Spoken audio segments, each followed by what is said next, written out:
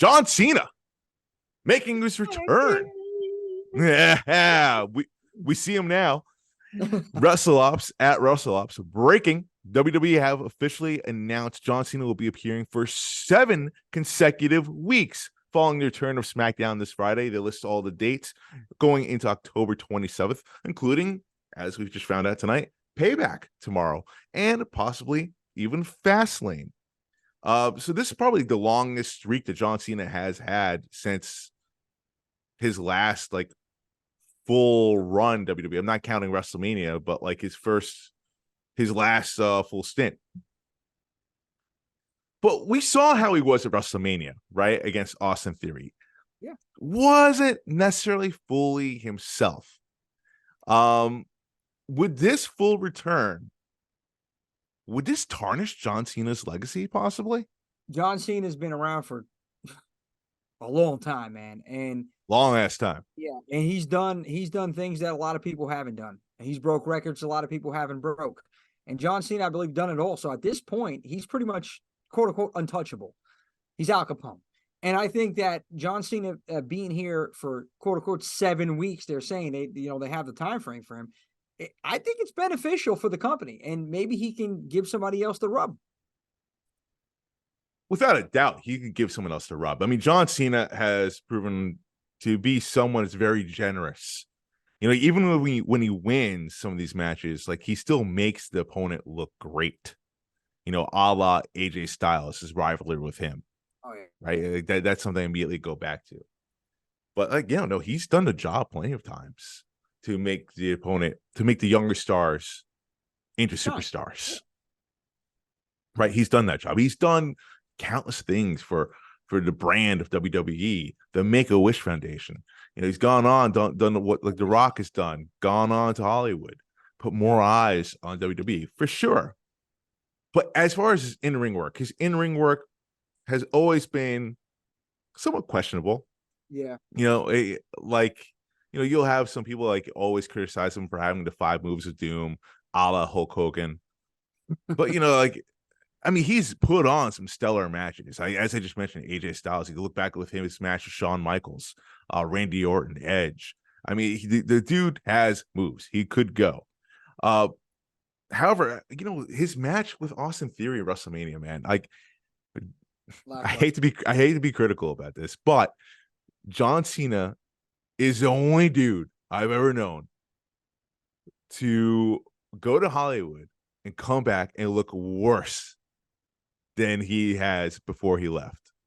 Yeah, I agree. And I do, man. And you know what? I'll tell you right now, I was never a huge fan of John Cena's in-ring work. Okay. Mm-hmm. One thing about John, and everybody has to give him this, is you have to respect him, okay? Because he's been there. Total respect. Bro, he puts in the work, bottom line.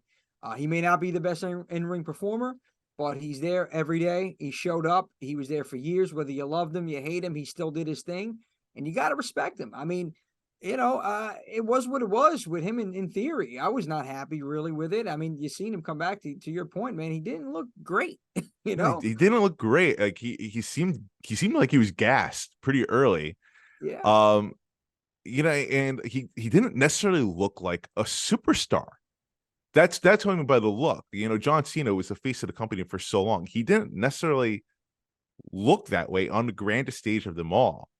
I hate to get on that, but I think that plays a major part in this business. And I want to touch on this real fast, Jimmy. We live in a world today, not just in wrestling, but just life in general. We have recency bias. It's what have you done for us lately?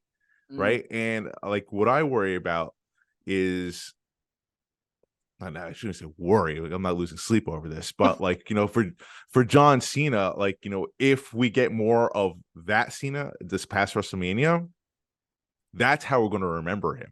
I got to disagree with you on that. I think that, again, he's been around so long. You're just gonna know, well, John is John. All right, this match was lackluster, but still, it's John Cena. He's delivered. When the company was at a low again, because if you think about it, Mark, wrestling, it's like a roller coaster, man. You got the 80s, it was booming. And then you had the early 90s, mid 90s, where it just went all the way downhill. And then boom, New World Order, Attitude Era, Ruthless Aggression, and then boom, right down again.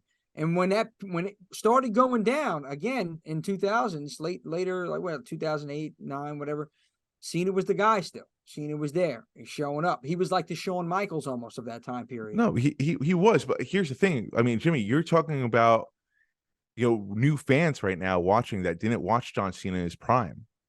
That's the world we're living in right now. They're hearing stories of what John Cena was, and they probably see WWE Network or Peacock, the old tape of what he was. Like, oh yeah, that guy was awesome. But then they're seeing him now, like, this guy kind of sucks. Like, that could easily be the thing, and that could carry forth for the next few generations. Shawn Michaels. You talk about Shawn Michaels when he came back, he was better than he was when he was prime. I mean, we're talking HBK. We're talking the showstopper, baby. This is not the case right now. And I know I'm judging off one match. I know I am. But, like, again, recency bias, and I feel like I need to bring it up because this is a long run here, like 8 total weeks, counting this one SmackDown tonight.